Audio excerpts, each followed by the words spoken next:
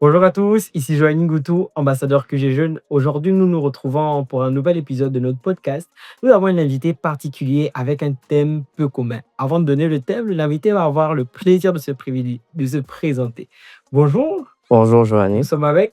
Kalonji Giresse. Ok, est-ce que c'est possible de nous en dire un peu plus sur toi, etc. Qu'est-ce que tu fais, qui tu es, et voilà quoi. Moi je suis Kalonji Giresse, je suis un peu comme Monsieur Tout le Monde. Je suis community manager, entrepreneur dans l'univers du e-commerce, Ok. graphiste, parce que j'ai commencé par là, Mhm. jeune, Ok, tu sais c'est le que plus tu es en mode important. jeune, parce que tu es en mode chemise, chaussures, pour nous impressionner. Non, tu sais qu'il faut d'abord bluffer. Mais non, la capitale qui demande. Voilà. Ok, d'accord. Le thème de ce jour, c'est est-ce que, ou du moins pourquoi les hommes n'ont pas le droit d'exprimer leurs émotions dans la société? Vraiment, c'est un thème assez particulier. On ne l'aborde pas très souvent parce que généralement, à chaque fois qu'un homme veut pleurer, notamment lors d'un décès ou bien, si par exemple il a une bonne nouvelle aussi, on va lui dire un homme ne pleure pas. Un homme n'a pas le droit de faire couler des larmes. Mais finalement, on se rend compte que ça n'a pas vraiment fait du bien aux hommes parce que on voit le taux de suicide des hommes, ça augmente chaque année. Le taux de dépression chez les hommes augmente chaque année. Et on se demande vraiment, c'est quoi la cause? Selon toi, est-ce qu'un homme a le droit d'exprimer ses émotions? Oui, tout à fait. Il a tout à fait le droit d'exprimer ses émotions, mais sauf que l'éducation qu'on nous donne, je vais dire ça comme ça, et même la société ne nous permet pas forcément d'exprimer nos émotions. C'est-à-dire un homme qui va dire que j'ai mal par rapport à une situation, on va dire que c'est un homme faible. Et pourtant, ce n'est pas tout à fait le cas. Il exprime ses émotions pour se libérer. Et justement, c'est ce qui va faire sortir soit de la dépression ou de ces genres de choses-là. Ouais, mais après, tu vas dire ça à nos papas, ils vont te dire qu'ils ont cheveux des blancs là et tout, les oui, Non, tout mais ça. si même eux-mêmes, ils ont été éduqués comme ça. Mais C'est justement, eux, ils ont générationnel. pu grandir, ils sont pas morts, tout ça, est-ce qu'ils vont répondre? Mais on se rend compte en fait que cette mentalité-là ne nous aide pas vraiment, ou du moins n'aide pas certains, parce qu'il y en a d'autres, ils estiment que c'est pas nécessaire d'exprimer leurs émotions. Toi, dans ton cas, tu exprimes que c'est nécessaire. Mais genre, qu'est-ce que peux-tu dire maintenant de ceux-là qui s'abstiennent d'exprimer leurs émotions, de pleurer devant les gens, comme quoi un homme ne doit pas pleurer, pas parce qu'ils ne veulent pas, mais parce qu'ils se disent qu'ils doivent garder la face, ils ne doivent pas montrer leur faiblesse. C'est important de rester fort vis-à-vis des situations. Ok. Moi, pour mon cas, je suis l'aîné d'une famille. Si je me mets à pleurer, les trois derrière moi ne vont pas pouvoir rester forts. Mhm. Donc, je dois montrer l'exemple pour eux. Ok. Ou soit, si eux, ils pleurent, je dois être leur pilier. Ok. Donc, c'est déjà une grosse pression de mon côté que je me dis non, je ne peux pas pleurer s'il y a une situation, je ne peux pas me montrer comme ça. Mais je pense qu'il y a quand même une échappatoire de trouver une personne Mhm. de confiance, avec qui se libérer, avec qui exprimer les émotions. Parfois, ça peut être un ami, une copine, un frangin. Mhm. Mais le frangin aussi, tu vas expliquer, il va commencer à rire directement. Oui, sauf que c'est un frangin et il va toujours te comprendre. Donc, après cela, après s'être libéré, forcément, on revient à la société plus fort. Ouais. Effectivement. Et moi, il y a une phrase que je déteste. C'est-à-dire, tu as un décès, tu as une perte d'un proche et tout ça. Et on vient te dire, genre, tu as toujours un oncle ou quelqu'un qui va te dire, un homme ne pleure pas. Genre, selon toi, quelle est la conséquence ou bien quelles sont les conséquences que cette phrase peut avoir, par exemple, sur la vie d'un homme qui vient de perdre, par exemple, son père ou sa mère? Tu vas lui dire, un homme ne pleure pas. La conséquence, c'est forcément la dépression. Parce qu'aujourd'hui, je peux me montrer fort, mais 5 ans après, la douleur ne disparaît pas parce qu'elle ne s'est pas libérée. Et je pense que comme toi, tu n'aimes pas, moi aussi, je n'aime pas cette phrase. En fait, c'est clairement du poison que tu donnes à la personne, dire que non, ne pleure pas. Et ça montre à quel point on minimise les sentiments, les émotions des hommes dans la société.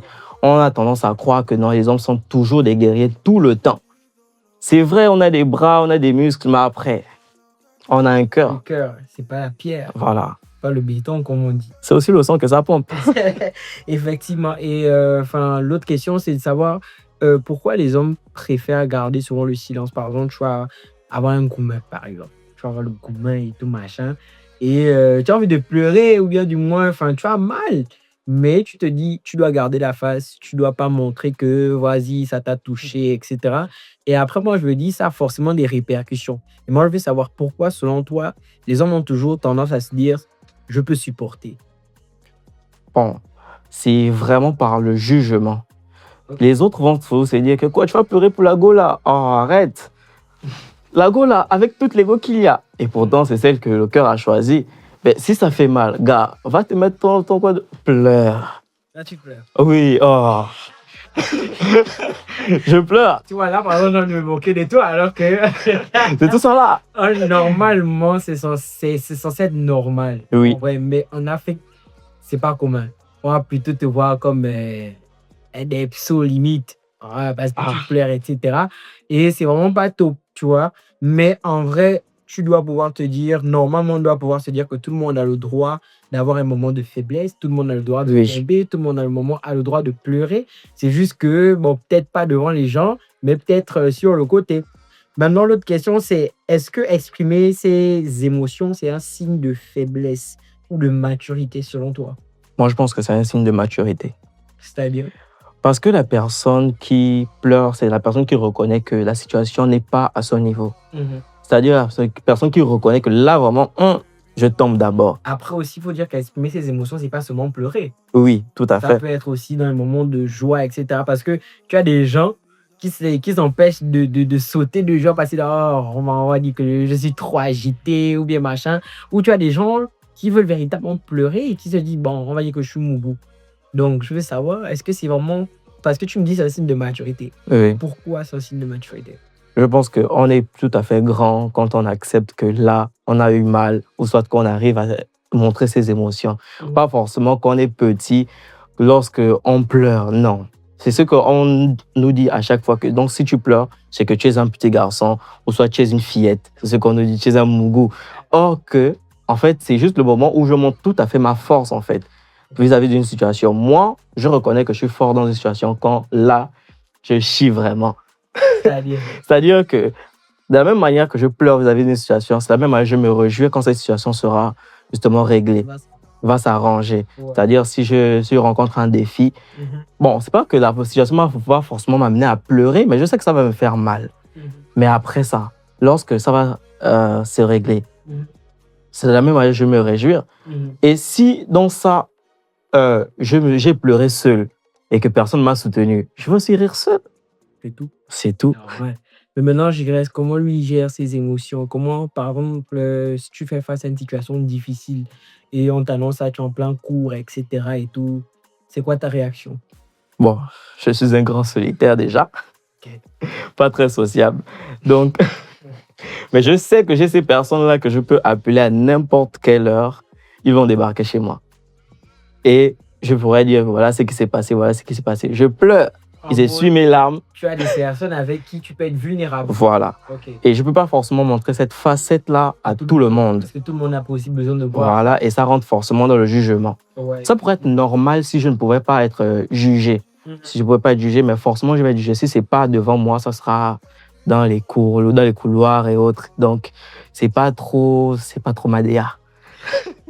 Pas trop ta DA. Voilà, c'est pas trop ma DA. DA. Oui, même dans ça, la DA. Okay. Faudrait pas que tout le monde sache que Gérard a pleuré. Oui, effectivement, ça ne fait pas classe. Oui. En plus, tu sais, Ringo à côté, on va te voir en mouvement, bref. Mais, normalement, on doit normaliser le fait qu'un homme puisse pleurer. Oui, ouais, tout à fait. C'est encore trop compliqué. C'est vraiment un trop long chemin à parcourir. Et selon toi, parce que toi, tu dis que tu appelles des gens, mais selon toi, comment un jeune homme, par exemple, qui vient face à une situation difficile, à une épreuve, pour pouvoir parler de sa situation sans pour autant avoir peur, non seulement du regard, ou même du jugement? Est-ce que à ce moment-là, l'importance de choisir une bonne personne à qui se confier est importante, ou bien de choisir le cadre ou le moment? Genre, selon toi, comment un jeune homme peut parler de ce qu'il ressent sans pour autant avoir peur? Je pense que la meilleure solution ici, c'est de choisir la bonne personne. Ok.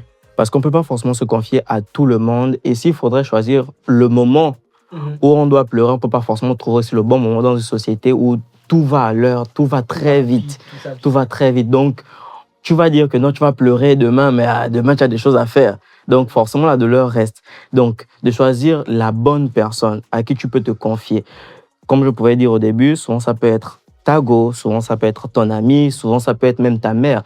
Moi, je sais que ma maman, je peux l'appeler à n'importe quelle heure pour n'importe quel problème. Elle ne va pas me juger.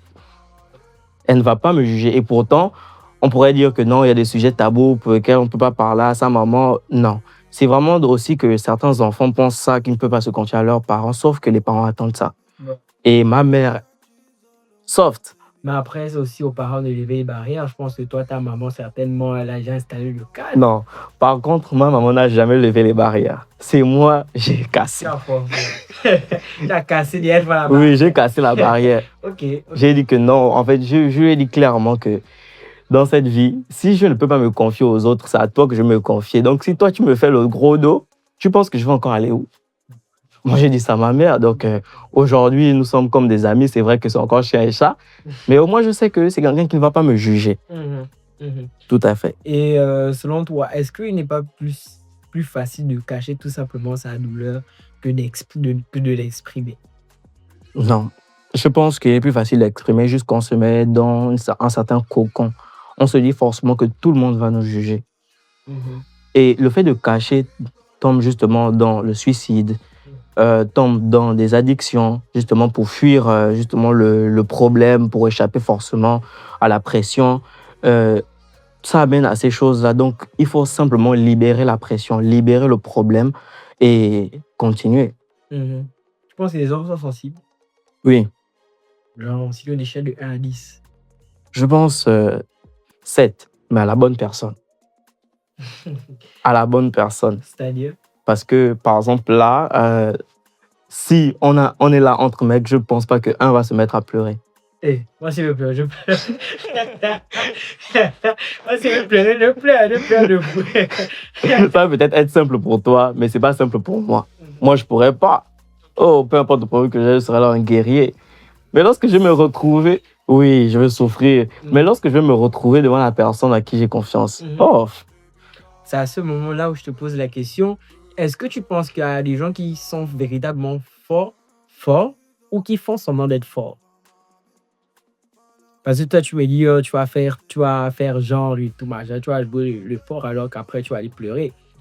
Finalement, est-ce que, genre, selon toi, les hommes dans la société sont vraiment forts? Ou du moins, ils font semblant, juste pour la façade? Je pense que là, par contre, ça dépend du moment. Ok. Par exemple, si je ne me retrouve pas dans le contexte dans lequel le problème n'a rien à voir avec peut-être ma vie professionnelle, je vais dire ça comme ça, parce que moi, dans ma vie, je sépare tout ce qui est professionnel et tout ce qui est relationnel, émotion et autres. Donc, quand je me retrouve dans le cadre professionnel, c'est impossible que j'intègre un problème personnel. Ouais. Mais quand je me retrouve dans le cadre personnel, c'est tout à fait normal, en fait, que là, je puisse m'effondrer pour ce problème-là. Okay. Et dans le problème aussi professionnel, je n'implique pas ça dans le problème personnel. Donc, tout part d'un équilibre. Hein. Oui, tout part d'un équilibre. Chaque chose dans son cadre, en son temps. Oui. Et avec la bonne personne ou au moins avec les bonnes personnes. Je pense que c'est la meilleure chose à faire. Parce qu'il y a des personnes qui impliquent des problèmes personnels dans leur vie professionnelle. Et ça mélange un peu tout dans le n'importe quoi parce que tout le monde ne va pas forcément comprendre pourquoi tu pleures à cause d'un problème personnel. Parce que si c'est à moi que ça fait mal, forcément pas à toi que je vais te raconter, ça va pas forcément te faire mal parce que toi, tu te dis, c'est un problème bête. Okay. Donc, c'est un peu comme ça. Ouais. Et selon toi, quelles sont les conséquences dans le fait de cacher ou de camoufler chacune des émotions, du moins chez un homme? De l'accumulation, de la pression. Ouais. En fait, dans cette société, trop de pression. Moi, je dirais de la colère. Parce qu'en mode, plus tu accumules, tu gardes des choses dedans de toi et tout. Un jour comme ça, on est mien et tout machin. Et le jour où tu t'attends le moins avec peut-être une personne qui t'a juste touché comme ça, tu pètes un câble direct alors que la personne va même se poser la question que qu'est-ce qu'elle a fait. Mais toi, tu aurais accumulé de nombreuses émotions. Oui, tout à fait. Généralement, chez les hommes, c'est comme ça que ça se passe. Donc, Et maintenant, comment résoudre ça finalement? Parce qu'en Afrique, on va te dire que ça se joue chez les femmes, ça se joue des blancs. Concrètement, en fait. Je pense que tout le monde devrait se trouver sa safe place. Okay. Tout à fait. Moi, par exemple... Le gros terme. Il faut traduire pour ceux qui ne connaissent pas l'anglais. Par exemple, Dans ma vie, je suis graphiste. Mhm. Et le seul moment où je me sens bien, c'est quand je me retrouve devant mes affiches, en train de concevoir mes affiches, mes visuels et tout. Ouais, tu t'évades. Je m'évade. Ouais. Là, je ne suis même plus sur Terre. Je suis totalement dans mes affiches. Mhm. Et pour chacun d'entre nous, on devrait trouver cette safe place. Ça peut être justement le fait d'aller voir des amis. Ouais. Ça peut être le fait de sortir, bon, toujours dans l'équilibre, pas dans les abus. Mhm. Ça peut être aussi le fait de parler à quelqu'un. Moi, ce sont mes affiches. On va dire que je suis tout le temps devant mon ordinateur, mais pourtant, c'est là que je m'évade. C'est là que je libère la pression. Non, c'est pas la go, on cherche l'argent. Ah, c'est ça, je te crois. Ok. Donc, c'est vraiment trouver une safe place, trouver vraiment un moment ou du moins une activité qui t'occupe, qui te permet de t'évader, Oui. de vraiment D'évacuer. passer à autre chose, d'évacuer, vraiment, c'est ça le terme. Ok, d'accord. Donc, qu'est-ce que tu peux dire aux hommes, par exemple, ou aux jeunes hommes qui grandissent avec cette mentalité-là de toujours se dire qu'on doit cacher nos émotions, qu'on ne doit pas montrer, extérioriser, etc., etc. Tu n'es pas obligé de tout garder seul. Il y a des gens autour de toi qui sont prêts à t'aider et il faut juste que tu fasses le pas vers eux, que tu te livres, on peut dire ça en quelque sorte, mais il faut se livrer aussi à la bonne personne, à une personne de confiance. Et que le fait de garder, de tout garder en toi ne fait pas de toi une personne forte. Tu deviens de plus en plus faible et le jour que ça va péter, ça ne va pas te servir à grand-chose. Et te libérer ne fait pas de toi justement un faible. Ça fait de toi une personne humaine, comme tout le monde. Ouais. Donc, Normalement, c'était la dernière question, mais en fait, tu as dit un truc très important. vas-y. Tu as dit que il faut se constituer une bonne personne. Mais à ce moment, je te pose la question de savoir comment identifier la bonne personne. Parce que aujourd'hui, je peux me confier à une personne et la personne peut me trahir. Et il y a eu beaucoup de cas comme ça. Et après, beaucoup se sont renfermés et se sont dit, bon, ça ne sert à rien de se confier. Mieux, j'accumule tout, je gère tout seul. Et puis après, voilà quoi. Oui, mais c'est-à-dire que si une personne t'a trahi, ce n'est pas forcément l'évidence pour toutes les autres personnes. Moi, je peux contacter ses amis qui peuvent venir chez moi, par exemple, à n'importe quelle heure, comme j'ai dit. Mais si l'un d'eux retourne sa veste, moi, j'ai toujours ma mère.